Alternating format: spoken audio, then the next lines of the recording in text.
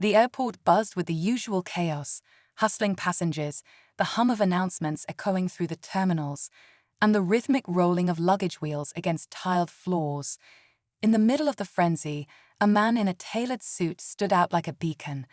His name was Malcolm Reed, a self-made millionaire who carried himself with the quiet confidence of someone who had earned every dollar through sheer grit and determination. Yet, despite his wealth, Malcolm preferred to travel without the ostentation that often came with his success. No entourage, no private jets, just him and his carry-on. As he waited near Gate 14 for his flight to Chicago, Malcolm's sharp eyes scanned the crowd. It was a habit of his, observing people. He liked imagining their stories, who they were, where they were going, and why. But then something caught his attention. An elderly woman, frail yet dignified, struggled with a heavy suitcase just a few feet away. Her small frame barely managed to keep the towering luggage upright as she tried to maneuver it through the sea of passengers. Most people passed her without so much as a glance, too engrossed in their own travel plans to notice her predicament. Malcolm hesitated for a moment.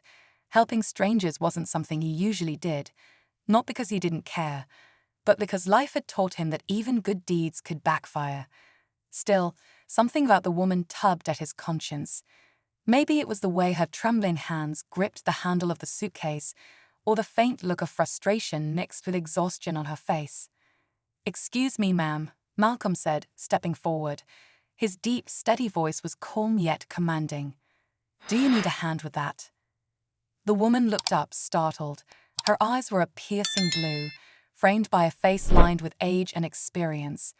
For a moment, she seemed unsure of what to say, as if unaccustomed to strangers offering help. "Well, yes, if you don't mind," she replied, her voice soft but tinged with a hint of pride. "I'm trying to get to Terminal B, but this bag seems to have a mind of its own." Malcolm chuckled lightly, taking the suitcase from her with ease. "No problem. Let's get you there."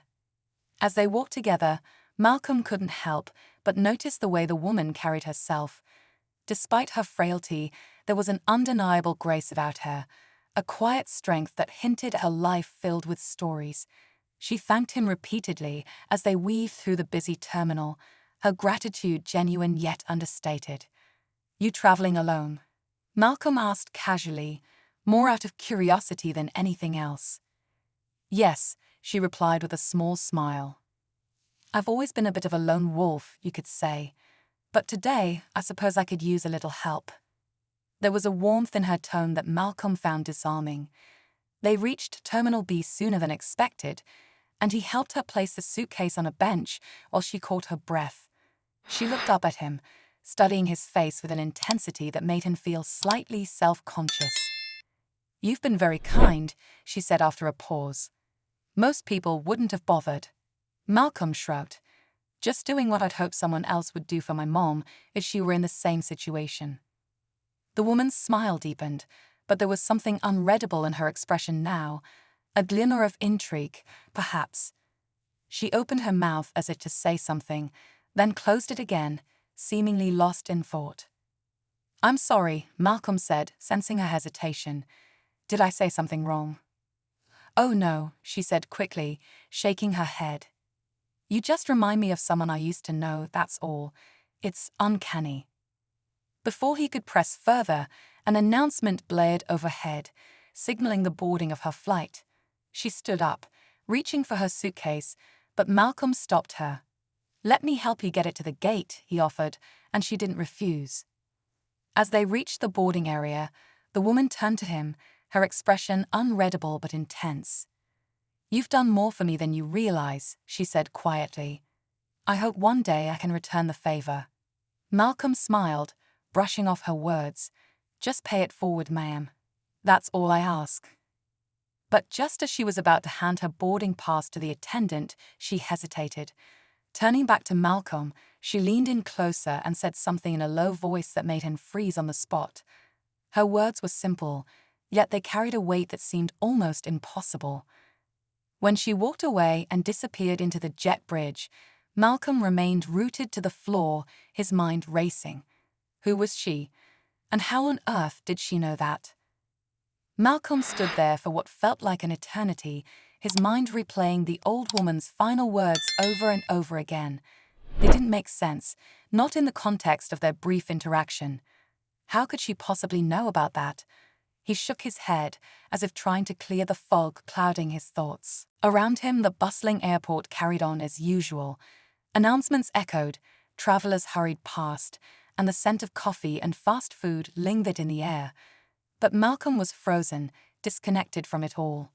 He finally forced himself to move, glancing at his watch. His own flight was boarding soon, but the encounter with the woman left him rattled. Who was she? She hadn't given her name, nor had she mentioned anything about her life. And yet, in a matter of minutes, she had turned a simple act of kindness into something much larger, something that felt personal and unsettling. As he made his way back to his gate, Malcolm couldn't help but replay the scene in his head, searching for any clues he might have missed. He remembered the woman's piercing blue eyes, her deliberate way of speaking, and the faint but unmistakable air of importance she carried despite her unassuming appearance.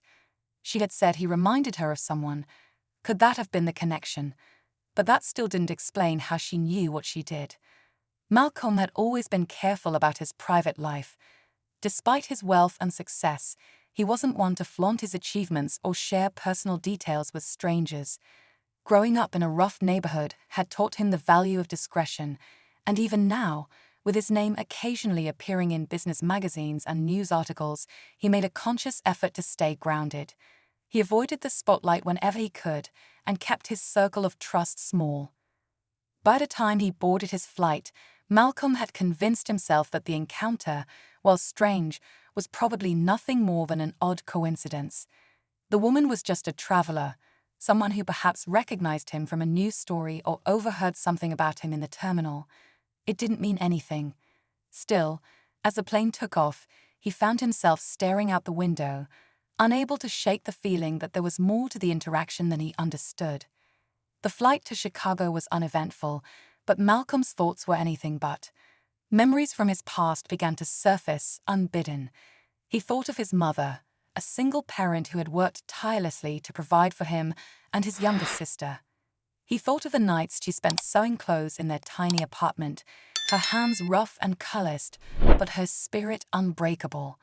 She had always told him to be kind, to help others when he could, even if the world didn't always return the favor. Kindness is a gift, Malcolm, she would say, and sometimes it comes back to you when you least expect it. Her words had stayed with him, shaping the man he would become. But life had a way of testing those values. Success had come at a cost, long hours, tough decisions, and moments of doubt that had nearly broken him. Somewhere along the way, Malcolm had learned to keep his guard up. It was easier that way, safer. Yet today, with one simple act, he had let that guard down, and now he was left with questions he couldn't answer. When the plane landed in Chicago, Malcolm's focus shifted to the reason for his trip. He was here to finalize a major deal, one that could open doors to a whole new market for his company. But as much as he tried to concentrate, the memory of the old woman lingered in the back of his mind. It didn't help that her words seemed to echo with every quiet moment, filling him with a sense of unease. After checking into his hotel, Malcolm decided to distract himself by diving into work. He spent hours reviewing contracts, making calls, and preparing for his upcoming meetings.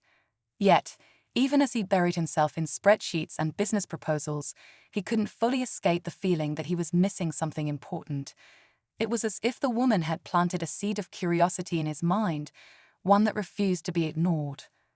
The following morning, Malcolm woke early and went for a run, hoping to clear his head. The crisp Chicago air was invigorating, and for a while, he focused on the rhythmic sound of his footsteps on the pavement. But as he ran past Lake Michigan, the image of the old woman resurfaced, sharper and more vivid than before. He could see her eyes, hear her voice, and feel the weight of her words pressing against him. Unable to shake the feeling, Malcolm decided to do something he rarely did. He called his sister, Camille. She was one of the few people who knew him better than he knew himself, and if anyone could help him make sense of this, it was her. Malcolm. Camille answered on the second ring, her voice warm and familiar. This is a surprise. Everything okay? Yeah, I'm fine, Malcolm said, but he didn't entirely believe it. I had this strange experience yesterday, and I can't stop thinking about it. He recounted the encounter with the old woman, carefully omitting the specifics of what she had said. Even with his sister, he wasn't ready to share that part yet. Camille listened patiently, her occasional murmurs of acknowledgement letting him know she was still there. That's odd, she said when he finished. But you're sure she wasn't just some eccentric traveler? Maybe she was a fan or something. She didn't act like a fan, Malcolm said. And what she said, it was too specific, Camille. It felt personal, like she knew something about me.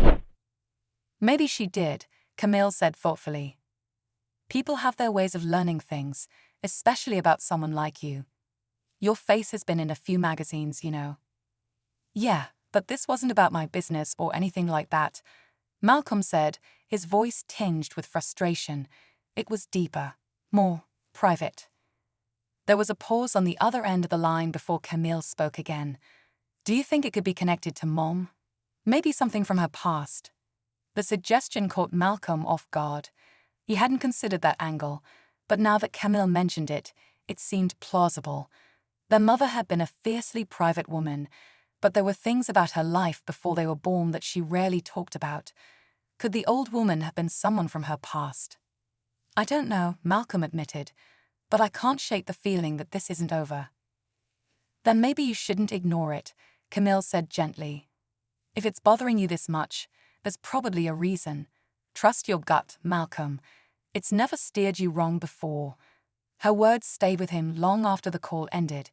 For the first time since the encounter, Malcolm allowed himself to entertain the possibility that the woman's words were more than a coincidence. If she was connected to his past, or his mother's, it might explain the strange sense of familiarity he felt around her.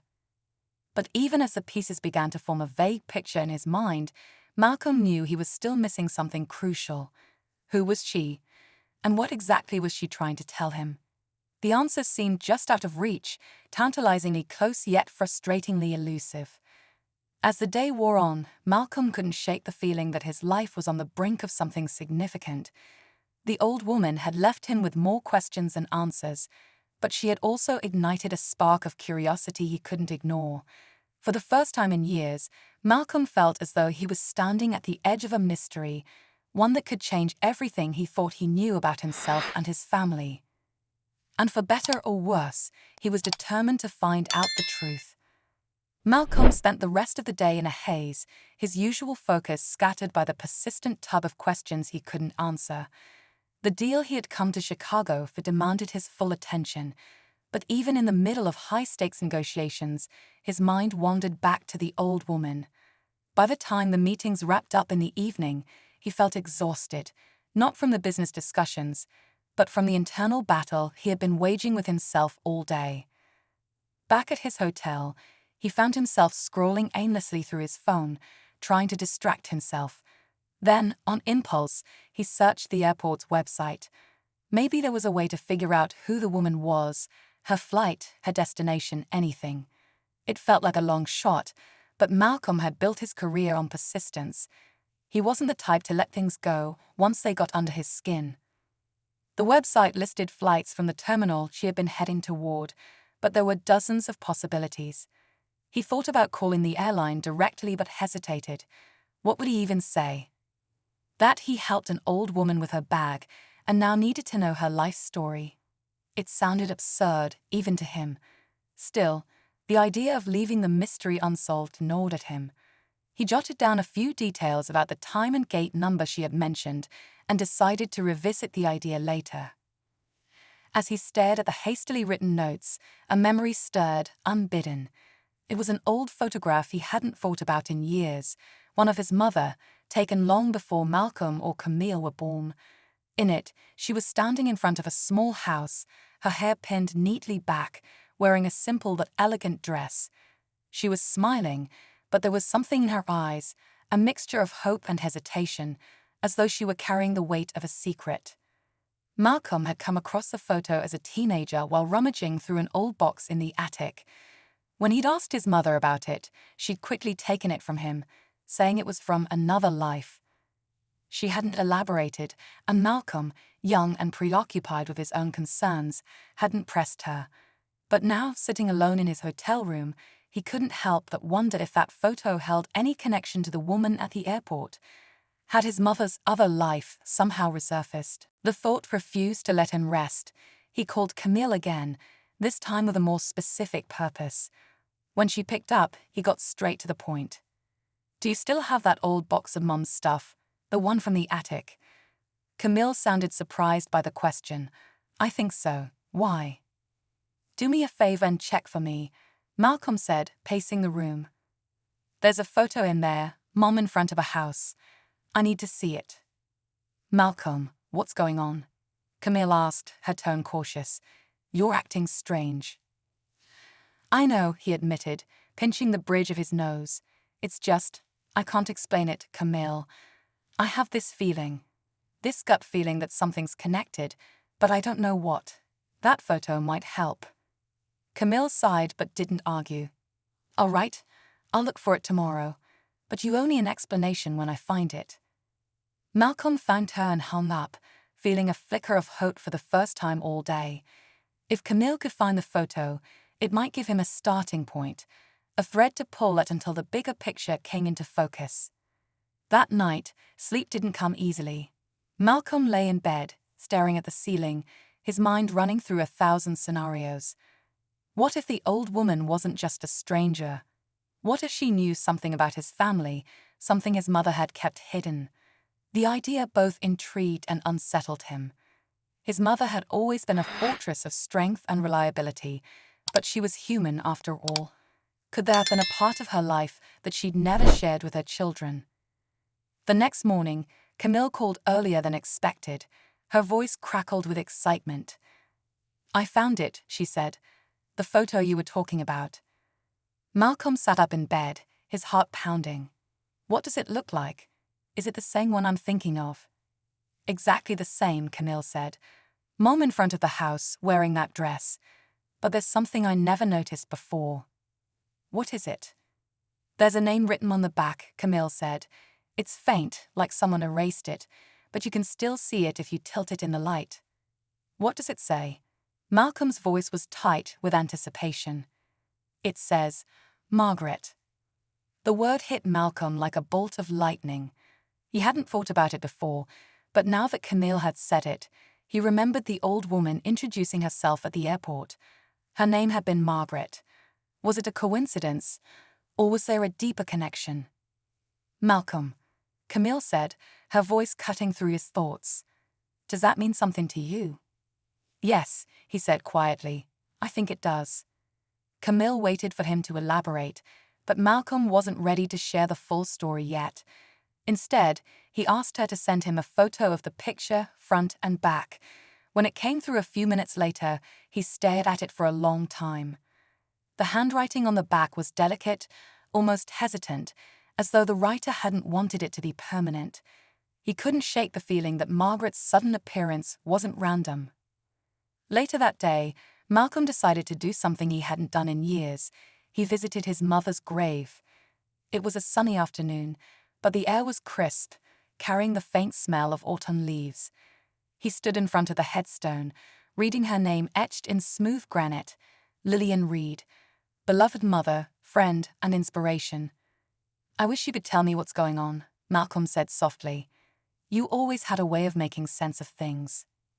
The cemetery was quiet, the only sounds the occasional rustling of leaves and the distant chirping of birds. Malcolm closed his eyes, trying to find clarity. His mother had always been an open book with him and Camille, but now he couldn't shake the feeling that there were chapters of her story he'd never been allowed to read. As he stood there, a memory came back to him, unbidden. He was 8 years old, sitting at the kitchen table, watching his mother sew.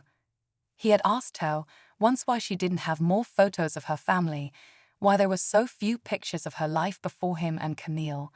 She had smiled then, a bittersweet smile that he now realized had held so much more meaning. Sometimes, Malcolm, she had said, the past is better left in the past. But now, standing here, Malcolm wasn't so sure. As Malcolm left the cemetery, a chill crept through him that had nothing to do with the crisp autumn air. His mother's words from so many years ago echoed in his mind, mixing uneasily with Margaret's cryptic remark at the airport. Whatever had been left in the past was clawing its way back now, and Malcolm couldn't decide if he was ready for the truth or if he even wanted it. But some unseen force was propelling him forward, refusing to let him turn away. The photo Camille had sent stayed on his phone, a silent reminder of how little he really knew about his mother's life before he and his sister were born. His mind kept returning to the name on the back of the photo, Margaret. It wasn't just a coincidence. He was sure of that now. But the connection remained maddeningly out of reach, like a puzzle with too many missing pieces. Back in his hotel room, Malcolm decided he needed more information. His mother had never been one to leave a paper trail, but there had to be something, an old letter, a document, anything that might explain who Margaret was and why she seemed to know so much about him.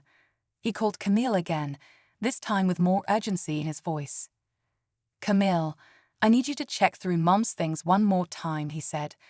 "Look for anything that might mention the name Margaret or give us a clue about her past." "Malcolm, I already went through that box. There's nothing else in there," Camille said, sounding both confused and concerned. "Are you sure you're okay? You're starting to sound obsessed." "Maybe I am," Malcolm admitted, "but I can't let this go, Camille. I feel like it's important, like Mom's trying to tell us something even now." Camille sighed on the other end of the line, but Malcolm could tell she wasn't going to argue. "All right, I'll check again when I get home. But you have to promise me you'll take a break and let this go if I don't find anything, okay?" Malcolm agreed, though he knew deep down he wasn't ready to let anything go until he had answers. As he hung up, his phone buzzed with another call, this one from an unknown number. Hesitating for only a moment, he answered. Malcolm Reed. The voice on the other end was smooth and calm, with a subtle edge that set Malcolm on high alert. "Who's asking?" he replied, his tone cautious. "You don't know me, but we have a mutual acquaintance. Margaret." Malcolm's breath caught in his throat. The room suddenly felt smaller, as though the walls were closing in around him. "Who are you?" he asked, forcing his voice to stay steady. "What do you want?" The man chuckled, a low, unsettling sound. "It's not about what I want, Mr. Reed. It's about what you're about to find out. Margaret thought you'd need some help putting the pieces together." "What pieces?" Malcolm demanded, his patience thinning. "Who is she? How does she know me?" "All in good time," the man said. "But I suggest you take a trip to South Haven. There's someone there who can tell you more. An address will be sent to your phone shortly. I suggest you don't ignore it." Before Malcolm could ask another question, the call ended. He stared at his phone, his pulse racing. A moment later, a text came through, displaying an address in South Haven, a small town along Lake Michigan. Malcolm had no idea who or what he was supposed to find there, but the urgency in the man's voice left little room for doubt. This was part of the puzzle, and if he wanted answers, he would have to follow the trail. The drive to South Haven the next morning felt like an eternity. The closer he got to the address, the more his apprehension grew. He tried to convince himself that this was just another step toward understanding, but a nagging voice in the back of his mind warned him that he might not like what he found. Still, he couldn't turn back now. The address led him to a modest cottage nestled at the end of a quiet, tree-lined street. It was the kind of place that seemed frozen in time, with a weathered front porch and flower boxes spilling over with late-season blooms. Malcolm hesitated for a moment, then walked up the steps and knocked on the door. An older man answered, his sharp eyes studying Malcolm with a mix of curiosity and recognition. He was tall and lean, with silver hair neatly combed back and a voice that carried a quiet authority. "You must be Malcolm," the man said, stepping aside to let him in. "I've been expecting you." Malcolm followed him into the house, his gaze darting around the room. It was cozy but unassuming, filled with books, old photographs, and a faint scent of cedar. The man motioned for Malcolm to sit, then took a seat across from him. "My name is Arthur," he said, "and I think you've already met Margaret." Briefly, Malcolm said, his voice edged with impatience. "She said some things that didn't make sense. I was hoping you could explain." Arthur nodded, his expression somber. "Margaret has a way of revealing just enough to spark curiosity. She's always been like that. But there's a reason she sought you out, Malcolm. It's about your mother." Malcolm leaned forward, his heart pounding. "What about her?" Arthur hesitated, as though weighing how much to say. "Your mother and Margaret knew each other a long time ago, before you were born. They shared a bond, one forged by difficult circumstances. Margaret has always felt a responsibility to look after your family, even from a distance." "What circumstances?" Malcolm pressed. "What aren't you telling me?" Arthur's eyes met Malcolm's, and for a moment, the weight of unspoken truths hung heavy in the air. "Your mother made sacrifices, Malcolm. Sacrifices that allowed you and your sister to have the life you do now. But those sacrifices came at a cost Margaret has been carrying with her all these years." The words sent a shiver down Malcolm's spine. What kind of sacrifices? Arthur didn't answer immediately. Instead, he stood and crossed the room to a small cabinet. He opened it and retrieved a worn leather folder, which he handed to Malcolm. "Everything you need to know is in there," Arthur said quietly. "But once you open it, you can't unlearn what you'll find. Are you ready for that?" Malcolm stared at the folder, his hands trembling slightly. Every instinct told him that the answers he'd been seeking were inside, but the fear of what those answers might reveal kept him frozen. Finally, he nodded. "I need to know," he said, his voice barely above a whisper. Arthur gave a sullen nod, and the room seemed to hold its breath as Malcolm opened the folder, his eyes scanning the contents. What he saw made his stomach drop and his world tilt on its axis. Malcolm stared at the papers in the folder, his breath caught somewhere between disbelief and dread. The neat, faded documents seemed to pulse with the weight of their revelations. There were birth certificates, legal agreements, and a series of letters, all of them linking his mother to a world Malcolm never imagined she had been part of. His fingers trembled as he sifted through them, each new page deepening the pit in his stomach. One document in particular stopped him cold. It was a notarized agreement bearing his mother's signature and Margaret's name. The words were sharp and unforgiving, detailing a transfer of custody. But it wasn't about him or Camille, it was about another child. The name listed was unfamiliar, but the date of birth aligned with a time long before Malcolm had ever come into the picture. He blinked, trying to make sense of it. His mother had another child, a sibling he had never known about. Why had she kept this from him? Arthur, who had been watching Malcolm closely, cleared his throat, breaking the heavy silence. "I imagine this is a lot to process," he said, his voice low and steady. "But you need to understand, your mother's decision wasn't made lightly. She was in a desperate situation, and Margaret was the only person who could help her." Malcolm's head snapped up. "Why would my mother give up her child? That doesn't make sense. She loved Camille and me. She always said family was everything." Arthur leaned back in his chair, folding his hands thoughtfully. "It wasn't about love, or the lack of it. It was about survival. Your mother was young, alone, and in a position where she couldn't protect herself, let alone a child. Margaret, she offered a way out." Malcolm shook his head, the words bouncing around in his brain, but refusing to settle. Protect herself from what? What was she running from? Arthur hesitated, as though weighing how much to reveal. "There are things about your mother's past that she worked very hard to bury. She was mixed up with powerful people, dangerous people, who wouldn't have thought twice about using her or her child to get what they wanted. Margaret had the means to ensure the child would be safe, far away from all of that." Malcolm's jaw tightened. You're saying my mother sacrificed her own child to keep them safe, and she never told anyone, not even me or Camille. Arthur nodded grimly. She thought it was the only way, and she was right, but the decision haunted her for the rest of her life. That's why Margaret stayed close, even from a distance. She felt a responsibility, not just to the child, but to your mother. Malcolm's mind reeled as he tried to reconcile this version of his mother with the woman he had known. She had always seemed so unshakable, so sure of herself, but now he saw her in a completely different light. A young woman, scared and vulnerable, forced to make impossible choices. And Margaret, she wasn't just some stranger at the airport. She was deeply entwined in his family's history, a protector of sorts. But why was she surfacing now? What had changed?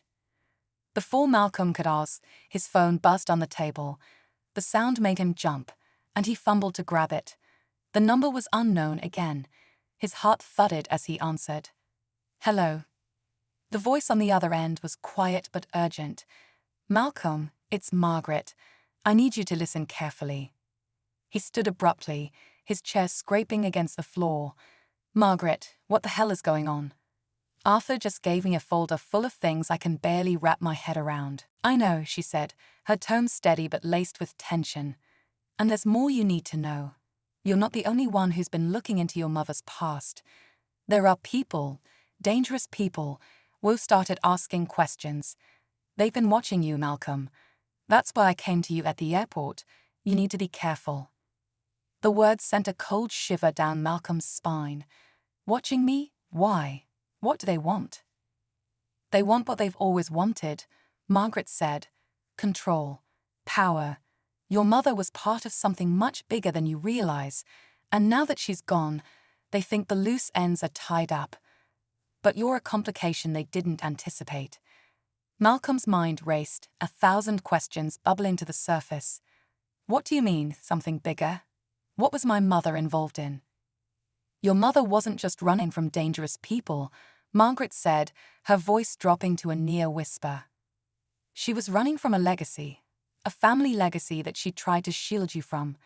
But now that they know about you, they'll do whatever it takes to bring you into their fold." Malcolm felt his knees go weak. He leaned against the table for support, trying to process the enormity of what she was saying. What legacy? Who are these people? Margaret hesitated, and in that pause, Malcolm felt the weight of the truth bearing down on him. "They're the same people who forced your mother to make that choice all those years ago. And if they find out what you've uncovered, they won't stop until they've taken everything from you." The line went dead before Malcolm could respond. He stood there, the phone still pressed to his ear, his heart pounding so loudly he could hear it in his head. Arthur watched him silently, his expression unreadable. "What do they want from me?" Malcolm finally asked, his voice hoarse. Arthur sighed heavily. "To understand that, you'll need to know who they are. And for that, you'll need Margaret. She's the only one who can tell you the full story." The room felt like it was closing in again, the air thick with unanswered questions. Malcolm didn't know who to trust anymore, but one thing was clear. Whatever his mother had been hiding, it wasn't just her secret anymore. It was his too. And whoever these people were, they were coming for him. Malcolm barely slept that night, the weight of the revelations pressing down on him like a storm cloud. The folder sat open on the table, its contents spread out like puzzle pieces. The faint hum of the motel refrigerator and the occasional groan of passing cars outside felt like the only sounds in the world. But inside Malcolm's head, a roar of questions demanded answers. The next morning, he received another message, this time a direct one from Margaret.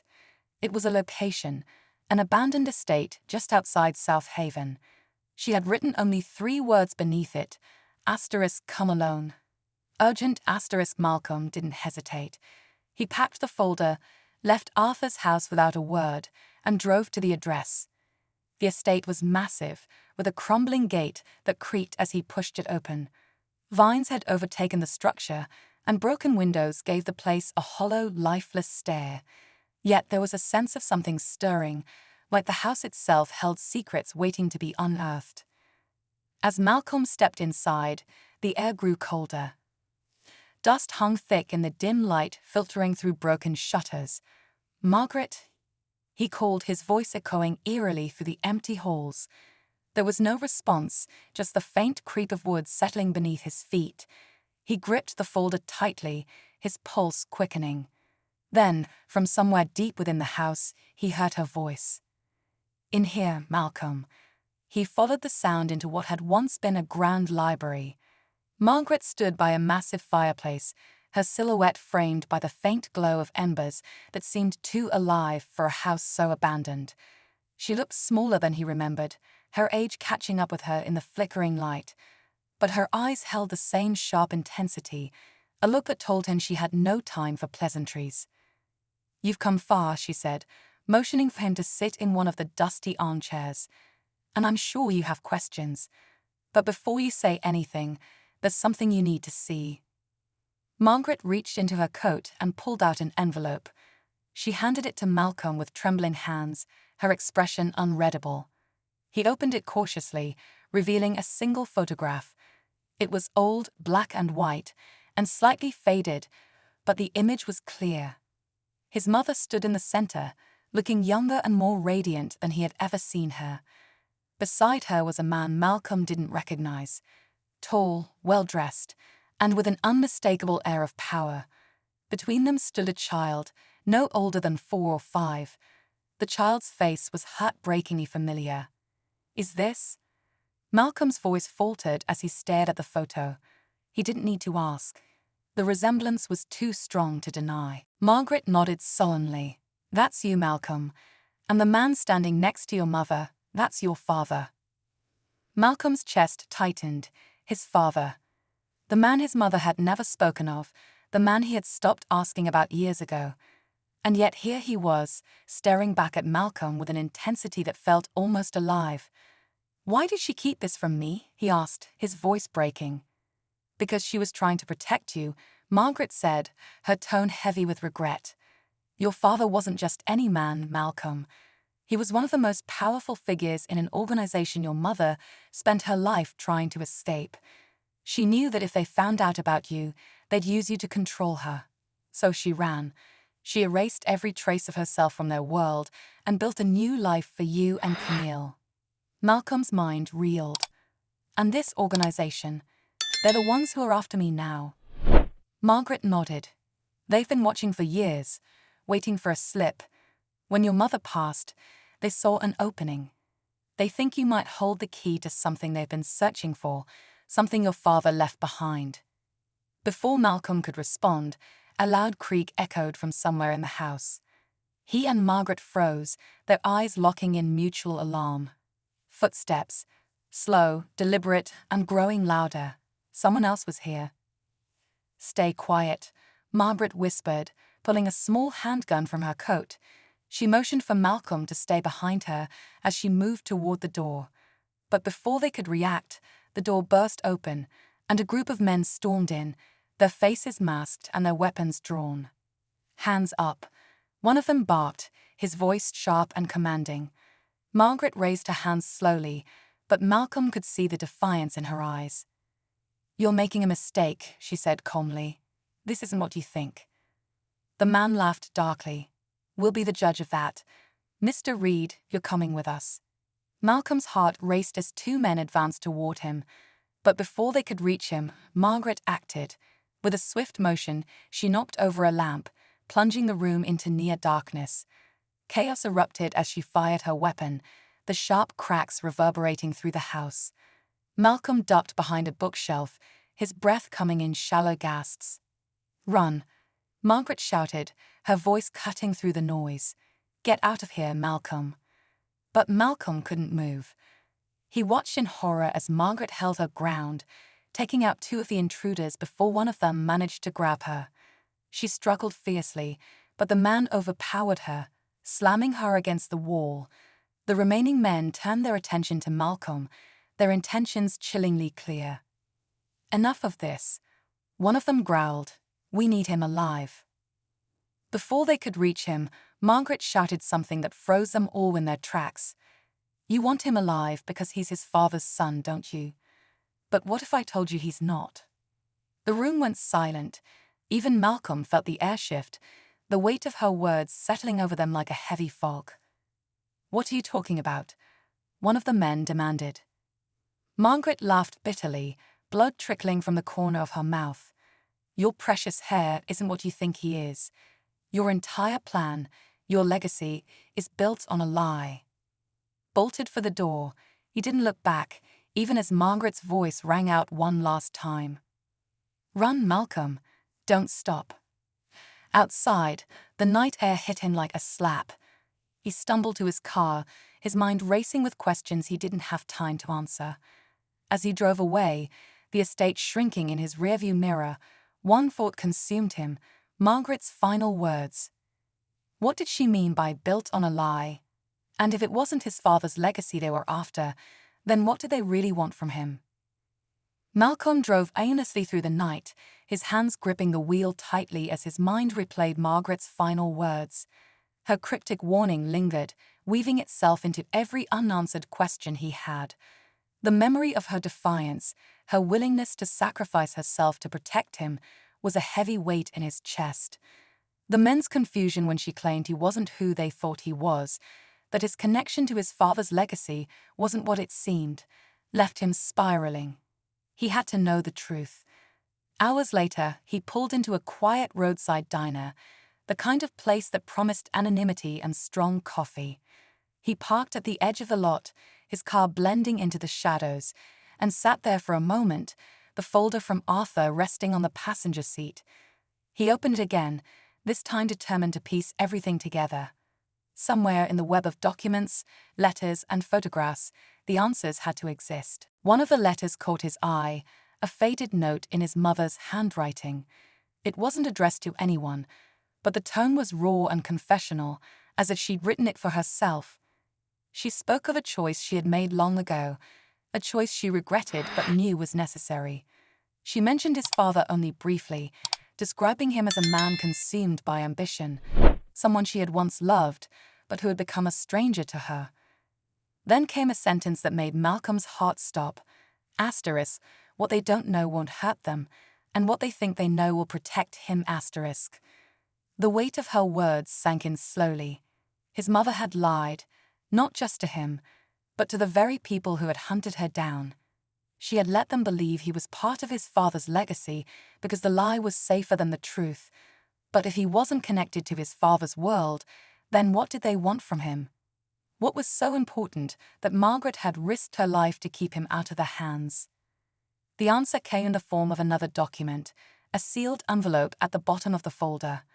Inside was a single piece of paper, an official-looking certificate with his name printed at the top. But it wasn't a birth certificate, it was a deed. The property it referenced was unfamiliar, but the name listed as the previous owner sent a chill down his spine: Margaret Lawson.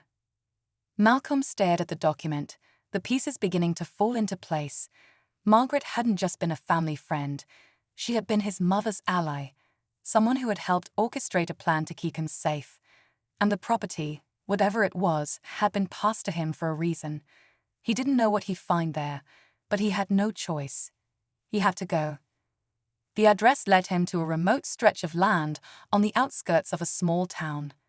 The house was unassuming, a modest cabin tucked away in the woods, far from prying eyes. Malcolm stepped out of the car cautiously, the silence of the forest around him amplifying every sound. The cabin door was locked.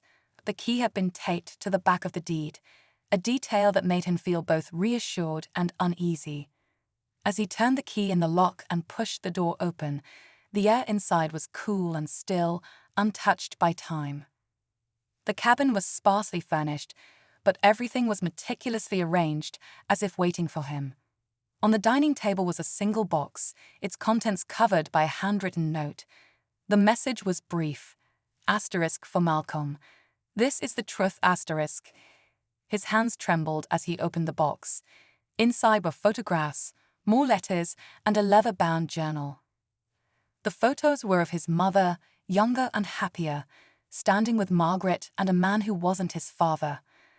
The letters were written in Margaret's hand, detailing a plan she and his mother had created years ago, a plan to protect him from the legacy his father had tried to force upon him. The journal, however, held the final piece of the puzzle. It was his mother's, filled with entries that painted a picture of a woman torn between fear and determination.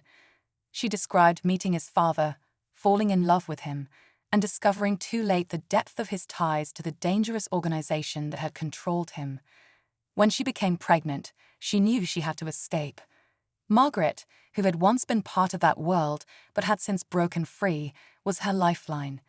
Together, they fabricated the story of Malcolm's importance to his father's legacy, a story that would protect him by making him seem untouchable. The journal also revealed something Malcolm hadn't expected. His father had known about the lie. He had gone along with it, perhaps out of guilt or perhaps out of a twisted sense of loyalty, but his silence had kept them both safe. As Malcolm read, the pieces clicked into place. The organization wasn't after him because of who he was. They were after him because of what they thought he represented. The property, the connections, the supposed key to his father's empire. All of it was a fabrication, a smokescreen to keep their attention away from the truth. His mother had spent her life protecting that lie, and now Margaret had given her life to ensure it stayed buried. But the journal held one last revelation, something that made Malcolm's breath catch. His mother wrote about another child, the sibling he had seen mentioned in the documents. That child, she explained, had been sent away for their own safety, adopted into another family far from the chaos. She didn't say where they were now, only that she had hoped one day Malcolm would find them and tell them the truth. As he drove away, the weight on his shoulders felt lighter. The road ahead was uncertain, but Malcolm felt something he hadn't in a long time. Hope. His mother's story, Margaret's sacrifice, and the truth he had uncovered were all part of a legacy far greater than the one the organization had tried to impose on him. It was a legacy of resilience, love, and the unyielding determination to protect what mattered most.